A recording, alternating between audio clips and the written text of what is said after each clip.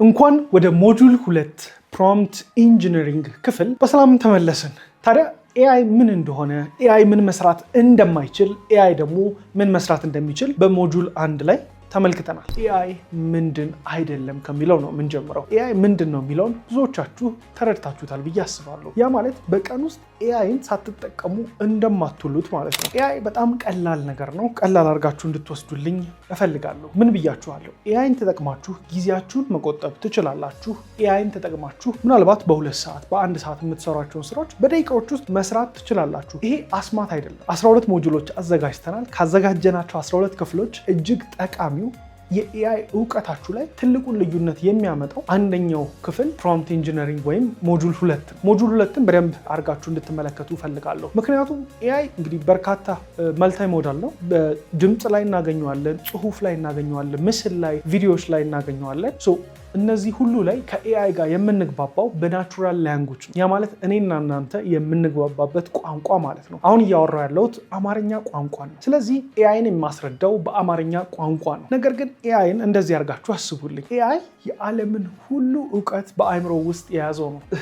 ነገር ግን አንድ ነገር ይጎለዋል። ኮመን ሴንስ ወይም ደግሞ በቀላሉ ሳንግባባ ሰዎች የምንረዳዳበት ነገር። ያ ደግሞ በጣም ወሳኝ ነው። ለምሳሌ እዚህ ጋር ቁጭ ብዬ ሁሉም ነገር ጭልም ቢል አሁን ማውራውን አልቀጥልም። ኤአዩ ግን ቢሆን እዚህ ጋር እያወራ የነበረው ይቀጥላል ማለት ነው። ምክንያቱም መብራት ሲጠፋ ምን ማድረግ እንዳለበት እስኪታዘዝ ወይም እንደዛ አይነት ነገር ነው የሚጠብቀው። ስለዚህ ኤአይ እዛ ደረጃ ላይ አልደረሰም። ኤአይ የሰው ልጅን ወይም ደግሞ ኮንሽስነስ የምንለውን የማሰብ ደረጃ ነገሮችን ማሰላሰል አልደረሰም። ቀላል የሆኑ ነገሮችን ከዛ ሁሉ እውቀት ውስጥ ነው እያደረገ ያለው። ስለዚህ ኤአዩን የምናዝበትን መንገድ ካወቅን የፈለግነውን አይነት ውጤት ይሰጠናል። ስለዚህ ነው እንግዲህ ይሄኛው ኮርስ ፕሮምፕት ኢንጂነሪንግ እንለዋለን። በባለፈው ሞጁል ላይ ሰጠኋችሁ ምሳሌ እንግዲህ ኮምፒውተር ሳይንስ ሰዎች የሚያጠኑት የሚማሩት ኮምፒውተሮችን አንደርስታንድ ለማድረግ ኮምፒውተሮችን በቋንቋቸው ለማዘዝ ከኮምፒውተር ቋንቋዎች ውስጥ እንግዲህ C++፣ ጃቫስክሪፕት፣ ጃቫ ብለናል። ስለዚህ እነዚህን ቋንቋዎች ከተረዱ በኋላ ኮምፒውተሮችን ፕሮግራም ያደርጓቸዋል ወይም ደግሞ ኢንስትራክሽን ወይም ትዕዛዝ ይሰጧቸዋል ለኮምፒውተሮች። በዛም አማካኝነት የምናውቃቸው ሶፍትዌሮች የኮምፒውተር ውጤቶችን ተመልክተናል ማለት ነው። አሁን ደግሞ ኤአይ ኮምፒውተሮች በቋንቋቸው መረዳት ሳይሆን እንግዲህ በቀላል አማርኛ ወይም በቀላል ምሳሌ ባስረዳችሁ አንድ ሰው 3 ቋንቋ ቢችል ቻይንኛ፣ አማርኛና እንግሊዝኛ፣ እናንተ ያንን ሰው በአማርኛ ብታዋሩት አንድ አይነት ነገር እኔ ከማዋራው ጋር ይረዳችኋል። እኔ ደግሞ በቻይንኛ ሳዋራው ቻይንኛ የምችል ከሆነ በቻይንኛ ይመልስልኛል ማለት ነው። ኤአይ ያንን ያመጣለን። ስለዚህ ፕሮምፕት ኢንጂነሪንግ ላይ የምናዋራበት ቋንቋ አንድ አይነት ቢሆንም እንኳን አጠያየቃችን ግን በትክክል ቀላል ሊሆንለት ይገባል ማለት ነው። ለኤአይ ቀላል ማለት ምን ማለት ነው የሚለውን እነዚህ ላይ እንረዳለን። እንግዲህ ይህንን ሞጁል ስናዘጋጀው እያንዳንዱ ሞጁሎች ላይ ፕሮጀክቶች እንሰጣችኋለን። ከነዚህም ፕሮጀክቶች ውጭ ደግሞ ልክ ፔጃችሁን በምትከፍቱ ሰዓት እዚህ ሞጁል ላይ ምን እንደምታገኙ ይህን ሞጁል ካወቃችሁ በኋላ ምን ማድረግ እንደምትችሉ እንረዳለን። ከዚህ ውስጥ እንግዲህ የኤአይን ቋንቋ ማውራት አንደኛው ነው ወይም ናቹራል ላንጉጅ ያልኳችሁ። ስለዚህ ኤአይን የምናዋራው ለምሳሌ አንድ ምስል እንድንሰጠው ከፈለግን እስቲ ቤት ስራልን ካልን፣ ስለዚህ ቤት ስራልን የምንለው ያው የኢሜጅ ሞዴል ነው የሚሆነው። ከዛ ውስጥ እንግዲህ ጄሚናይ በጽሁፍ የምናዋራው ሞዴል ነው። ነገር ግን ናኖ ባናና የተሰኘ ደግሞ በምስል ጽሁፍን ወደ ምስል የሚቀይር ደግሞ ሞዴል አለው። ስለዚህ ወደ ጄሚናይ ሄደን ናኖ ባናናን ማግኘት እንችላለን። ስለዚህ እዛ ላይ ሄደን እስቲ ቤት ስጠኝ ስለው ኤአይ ቤት ምን እንደሆነ ያውቃል። ስለዚህ ቤት ይሰጠናል ማለት ነው። የቤት ምስል ይሰጠናል። ነገር ግን እኛ የምንፈልገውን አይነት ቤት ለመስጠት በትክክል ልክ እንደዚህ አይነት ፕሮምፕት ልንሰጠው ይገባል። ለምሳሌ እንግዲህ የሞደርን ቤት ከፊት ለፊት እንደዚህ ያለው አትክልቶች ያሉት እና ዲቴሉን ስናበራራለት ይሄን ነው የሚፈልጉት ማለት ነው ብሎ ያን አይነት ቤት ይሰጠናል። ስለዚህ የምንፈልገውን ቃል በቃል ነግረን ካልሰጠነው አይገባውም ማለት ነው። የፈለገ እውቀት ቢኖረው እንግዲህ የሚሰጠን ጀስት አንድ ራንደም ነገር ነው። ስለዚህ ስፔሲፊክሊ መንገር አለብን ማለት ነው። እንግዲህ ይሄ ኮርስ እጅግ ቀላል ነው የሚሆነው ብያችኋለሁ። ስለዚህ በጣም ብዙ ቴክኒካል ነገሮች ውስጥ አልገባም። በቀላሉ ለሁላችሁም በሚገባችሁ መንገድ ነው የማስረዳው። ከዛ ውስጥ ደግሞ እንግዲህ በደንብ ረዘም አድርጋችሁ መሄድ ለምትፈልጉ ሰዎች የተለያዩ ሪሶርሶችን አዘጋጅተንላቸዋል። ግን በቀላል ቋንቋ የምንመለከተው እንግዲህ ኤአይ ላይ ዴታ፣ ኢንፎርሜሽን እና ኖሌጅ የሚባሉ 3 ወሳኝ ነገሮች አሉ። እንግዲህ ዴታ ማለት ሮ ነገሮች ናቸው። እዚህ ጋር ለምሳሌ ያነሳ ነው አዲስ አበባን፣ ፖፑሌሽንን እንዲሁም ዌዘር ሪዲንጎችን አስቀመጥን። እነዚህ ዴታዎች ናቸው። ኦርጋናይዝድ የሆነ ትርጉም እንዲኖራቸው ደግሞ በቀላሉ ለምሳሌ አዲስ አበባ ውስጥ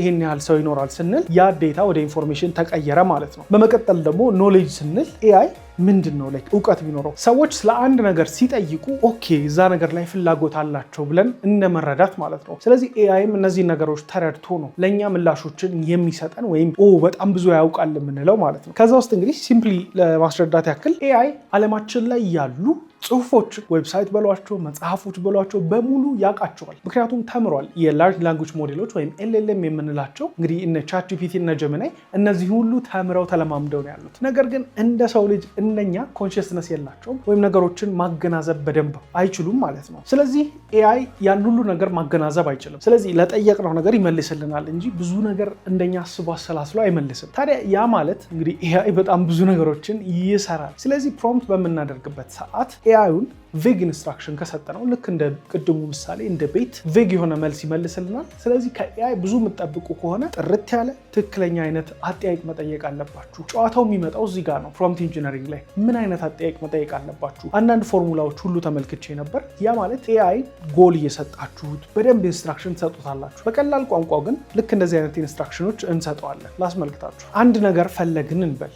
እዚህ ሞጁል ላይ የተጠቀምኩት ለምሳሌ አንድ ኤአይን መጠየቅ የምፈልገው ነገር ኤአይ እስቲ ቡቲክ ወይም የልብስ መሸጫ አለኝ፣ ስለዚህ ፖስት ጻፍልኝ ለኢንስታግራም ብለው የፈለገውን ነገር ነው ቀላቅሎ የሚጽፍልን። ስለዚህ ኢንስትራክሽናችን ስፔሲፊክ መሆን አለበት ማለት ነው። ከዛ ውስጥ እንግዲህ ኤአይ ምን እንጠይቀዋለን? ቡቲክ አለኝ፣ ታዲያ ዛሬ ለሰኞ የሚሆን ፖስት ታዘጋጅልኛለህ፣ የ20% ቅናሽ በእነዚህ ልብሶች ላይ ብላችሁ የመረጣችኋቸውን ልብሶች ትሰጡታላችሁ ማለት ነው። ስለዚህ በዚህ ዙሪያ ልጥፍ ወይም ፖስት አዘጋጅልኝ ትሉታላችሁ፣ ጽሁፍ ያዘጋጅላችኋል ማለት ነው። ምስልም ከሆነ የሚያዘጋጅላችሁ በዚህ መልክ። ስለዚህ ሁለት ነገሮችን ተማርን አሁን። አንድ ዊክ ፕሮምፕት የሚባል፣ ሁለተኛው ደግሞ ስትሮንግ ፕሮምፕት የሚባል። ስለዚህ ሌላ ሁለተኛ ምሳሌ እንመልከት። አንድን ህፃን ልጅ መንገድ ላይ ወይም ደግሞ የምታውቁት ወደ ሱቅ ስትልኩት እስቲ ሱቅ የሆነ ነገር ገዝተህልኝና ትሉታላችሁ። ያ ልጅ ምን ይግዛ ሄዱ? የሆነ ነገር ገዝተህልኝና። ወይም ደግሞ የጠየቃችሁት ሳሙና ሊሆን ይችላል ወይ ሳሙና ገዝተህልኝና ትሉታላችሁ። አሁንም ምን አይነት ሳሙና? የልብስ ነው? የገላ ነው? የእጅ ሳሙና ነው? ግራ ሊገባው ይችላል። እሺ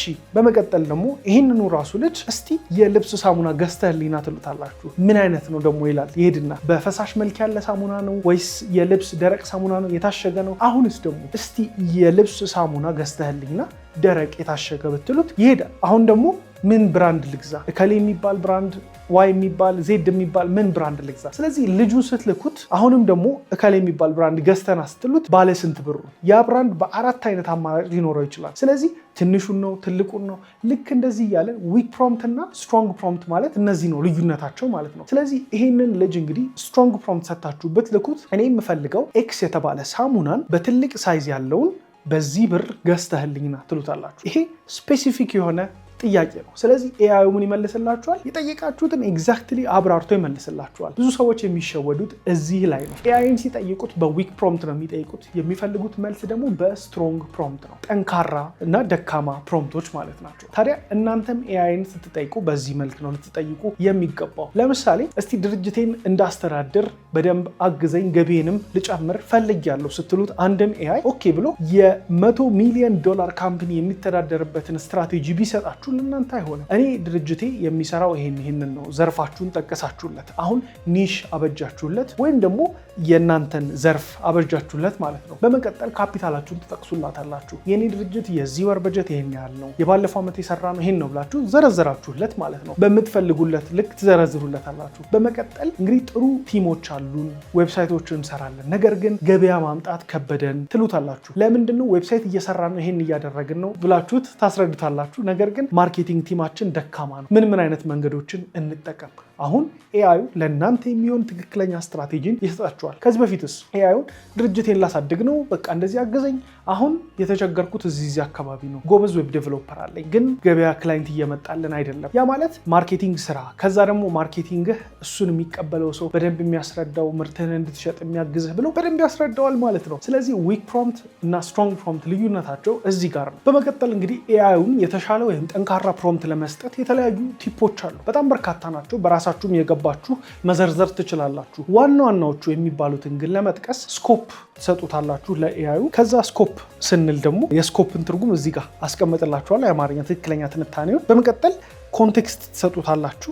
ኤአዩ የሚሰራበትን ለምሳሌ ባለሙያ ከሆነ አሁን ቅድም የሰጠነው ላይ ኤአዩ እስቲ እንደ ማናጀር አክት አድርግ ነው የምትሉት፣ ግን አሁንም ዊክ ነው። እንደ ማናጀር ሳይሆን ብዙ አይነት ማናጀር አለ። ሰነፍ አለ፣ ጎበዝ አለ፣ የ10 ዓመት ልምድ ያለው አለ፣ የ20 ዓመት አለ፣ ከዚህ በፊት ድርጅት የነበረው አለ፣ ያልነበረው አለ። ስለዚህ እናንተ ጥሩ ውጤት ለማግኘት ኤአዩ በዚህ ልክ ስለሆነ ቀላል የሆነው ያ ማለት ያን ሁሉ እውቀት ይዞ እነዚህን ግን ትናንሽ ዲቴሎች አያውቃቸውም። ስለዚህ እናንተ ትዕዛዝ ስትሰጡት የኔን ድርጅት እንድታስተዳድር አንተ እከሌ ነህ ብላችሁ ትሰጡታላችሁ። የ10 ዓመት ልምድ ያለ በዚህ ሙያ ላይ ይህን አይነት ሽልማቶችን ያገኘ፣ ስለዚህ ይሄንን ድርጅት ደግሞ እንድትለውጥ እንዲህ እንድትሰጠኝ ማርኬቲንግ እንድታሻሽል ብላችሁ ሰጣችሁት። አሁን ከቀድሙ የተሻለ መልስ ይሰጣችኋል። ከዛም በመቀጠል ደግሞ ለኤአይ አላማውንም መንገር አለባችሁ።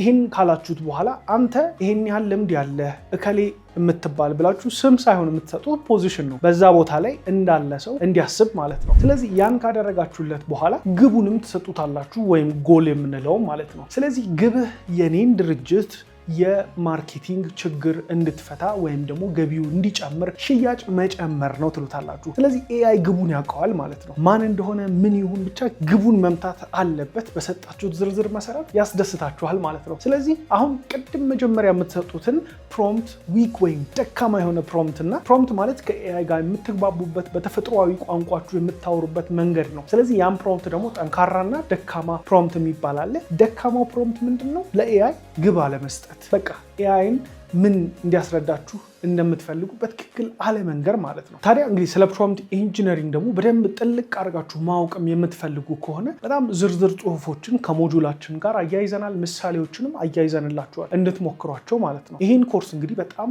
ኮምፕሊኬትድ ላለማድረግ ነው የምንሞክረው፣ ምክንያቱም ለጀማሪዎች ቀላል እንዲሆን። ዋናው ማወቅ ያለባችሁ በመጀመሪያ አሁን ፕሮምፕት ኢንጂነሪንግ ላይ ቀላል የሆነው ነገር ጽሁፉን ኤአይን ከማዘዛችሁ በፊት ጀሚናይን የሚሆን ቻት ጂፒቲን በቀጥታ የምትጠይቁት። ለምሳሌ እኔ የድርጅቴን ማርኬቲንግ እቅድ ላወጣ ከሆነ ለኤአይ ከፈለግኩ በቮይስ የቮይስ ምልክቷን ጫን በማለት እኔ የማርኬቲንግ እቅድ ላወጣ ነው። ስለዚህ አሁን የምትጽፍልኝ የማርኬቲንግ እቅዱን ልትነግረኝ ሳይሆን የማርኬቲንግ እቅዴን ለማሳካት የሚያግዘኝን ፕሮምፕት አውጣልኝ ትሉታላችሁ። አሁን አያችሁ፣ እናንተ ያንን ሁሉ ኮምፕሊኬትድ የነበረውን ፕሮምፕት ዊክ ፕሮምፕት ነው ስትሮንግ ፕሮምፕት ነው የምንለው እኛ ራሱ አንጽፈውም፣ ኤአዩ ራሱ እንዲጽፈው አደረግን ማለት ነው። ኤአዩ የጎደለው የነበረው እንግዲህ ኮንሽስነስ ነበር። አሁን ትክክለኛውን ሰጥ ነው ማለት ነው። ስለዚህ ድርጅቴ ይሄን ነው ብላችሁ የእናንተ መረጃ እናንተ ስለሆናችሁ የምታውቁት ይሄንን ኤአይ ይሰራላችሁ። ድርጅቴ 10 ሰራተኞች አሉት፣ ይሄን ያክል ካፒታል አለው፣ ማርኬቲንግ ደግሞ እንደዚህ እንፈልጋለን፣ ስለዚህ ፕሮምፕት አውጣልኝ ስትሉት ራሱ ፕሮምፕት ያወጣላችኋል። አሁን ቼን አደረጋችሁት ማለት ነው። ይሄ የቼኒንግ ሜትድ ወይም በሰንሰለት መንገድ ነው። ቀጥታ ኤአይን ይሄን ስራ ከማለታችሁ በፊት እንዴት መስራት እንዳለበት የሚያስችለውን ትዕዛዝ ወይም ኢንስትራክሽን በቀጥታ ኤአይን አሰራችሁት ማለት ነው። ያንን ትዕዛዝ ወስዳችሁ ታዩትና የሚቀነስ ካለ ቀንሳችሁ፣ የሚጨመር ካለ ጨምራችሁ በቀጥታ ያቺን ኮፒ በማድረግ አሁን ይሄን ስራ ብላችሁ ትሰጡታላችሁ ማለት ነው። ኤአዩ የሚሰጣችሁ እጅግ አስገራሚ መልስ ታዩታላችሁ። እነዚህን ነገሮች ወስዳችሁ ደግሞ በቀጣይ ለምሳሌ አንድ ስቴፕ ቢሰጣችሁ የመጀመሪያው ስቴፕ ላይ ሊኖራችሁ ወይም ሊያስፈልጋችሁ የሚችሉ ነገሮች ብሎ ለምሳሌ የፌስቡክ አካውንት መክፈት፣ የሶሻል ሚዲያ መክፈት ቢላችሁ፣ ስለዚህ ሙሉ ኤአዩን ላይሰራላችሁ ስለሚችል እናንተ ደግሞ ስቴፕ ዋንን አይታችሁ ኦኬ የሶሻል ሚዲያ ፌስቡክ እየከፈትኩ ነው፣ ምን አይነት ብራንዲንግ ይኑረኝ፣ የኔ ሎጎ ይሄ ነው፣ የኔ ሎጎ የጽሁፌ ይሄ ነው፣ የካምፓኒ ዲቴላችን ይሄ ነው፣ ከለር ይዞታው ይሄ ነው፣ ስለዚህ ምን አይነት ይኑረኝ ትሉና አሁንም ፕሮምፕት ስጠኝ ትሉታላችሁ። ለዚህ ያቺን ፕሮምፕት ይዛችሁ ደግሞ እዚህ ላይ ትሰጡታላችሁ። እንደዛ እያላችሁ ኤአይን በትልቁ እንዲያስብ አድርጋችሁ ስትሮንግ ወይም ጠንካራ ፕሮምፕቶችን እየሰጣችሁ ትዕዛዞቻችሁ ውጤታማ ይሆናሉ ማለት ነው። ስለዚህ በዚህ ሞጁል ላይ ጠንካራ ፕሮምፕት ምንድን ነው፣ ፕሮምፕት ራሱ ምንድን ነው የሚለውን የኤአይ ክፍል ተመልክተናል። ይሄን ካወቃችሁ ፕሮምፕት እንዴት ማድረግ እንዳለባችሁ ካወቃችሁ በጣም ትልቅ ነው። ስለዚህ ፕሮምፕት ላይ ስንመጣ አርቲፊሻል ኢንተለጀንስ ላይ ደግሞ ምን አይነት መንገዶች አሉ ኤአይን የምናዋራበት ካላችሁ፣ የመጀመሪያው አሁን የተመለከትነው ጽሁፍን ወደ ጽሁፍ መለወጥ ነው። ለምሳሌ ቻት ጂፒቲ ወይም ጀሚናይ ላይ ጽሁፍ አለ፣ በጽሁፍ እናዋራዋለን፣ ወይም ደግሞ በድምፅ ወደ ጽሁፍ እንለውጠዋለን። የቮይስ ምልክቷን በመጫን ይሄን ፈልጋለሁ ስትሉት በቮይስ ወይም በድምፅ ወደ ጽሁፍ ለወጠው ማለት ነው። ያንን ጽሁፍ ደግሞ መልሶ ወደ ጽሁፍ ተለወጠ። ይሄ ቴክስት ቱ ቴክስት ይባላል። ታዲያ ምስል መፍጠር ከፈለግን ቅድም ምን ነበር የጠየቅነው? ቤት አይደል? እስቲ ቤት ስጠኝ ወይም ቤት ምስል ስጠኝ ብለናል። ስለዚህ ጉግል ጄሚናይ ምን አደረገ? እንግዲህ ናኖ ባናና የተሰኘውን የምስል መፍጠሪያ መተግበሪያን በመጠቀም ያንን ጽሁፍ ወደ ምስል ቀየረው ማለት ነው። እነዚህ ሁሉ ነገሮች ለማድረግ ትልቁ ነጥብ ምንድነው?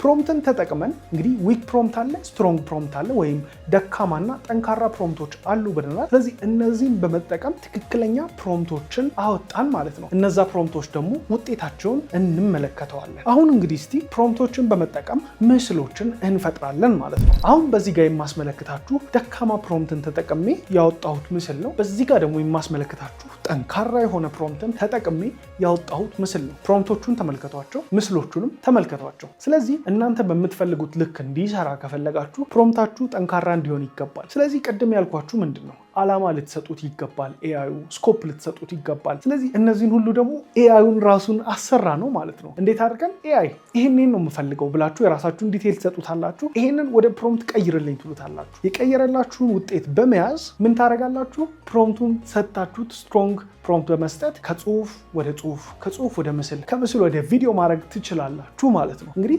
የዛሬው የፕሮምፕት ኢንጂነሪንግ ሞጁላችን ይህንን ይመስላል። እያንዳንዱን ሞጁል ስንጨርስ ታዲያ ፕሮጀክቶችን እንሰጣችኋለን። እነዚህ ፕሮጀክቶች እጅግ እንድትጎብዙ ኤአይን በተለየ ሁኔታ እንድታውቁት የሚረዷችሁ ናቸውና እንድትሞክራቸው። በተጨማሪም ደግሞ እያንዳንዱ ሞጁል ላይ እጅግ በሰፊው መሄድ የምትፈልጉ ጠለቅ ያለ እውቀት ማግኘት ከፈለጋችሁ እያንዳንዱ ሞጁል ላይ የሚጠቅሟችሁ ሪሶርሶች እዚህ ኪዋር ኮድ ላይ ማግኘት ትችላላችሁ። ኢዩኤል አብርሃም ጣል አድርጌ ነበርኩ የሞጁል 2 ፕሮምፕት ኢንጂነሪንግን ያስተማርኳችሁ። ምንም አይነት ጥያቄዎች ያልገባችሁ ነገሮችም ካሉ በኮሚኒቲያችን ላይም መወያየት መጠየቅም ትችላላችሁ። ኤአይን የያዘ እንግዲህ የወደፊቱን ይዟል ማለት ነው። በሞጁል 3 እስከምንገናኝ መልካም ጊዜ ይሆንላችሁ።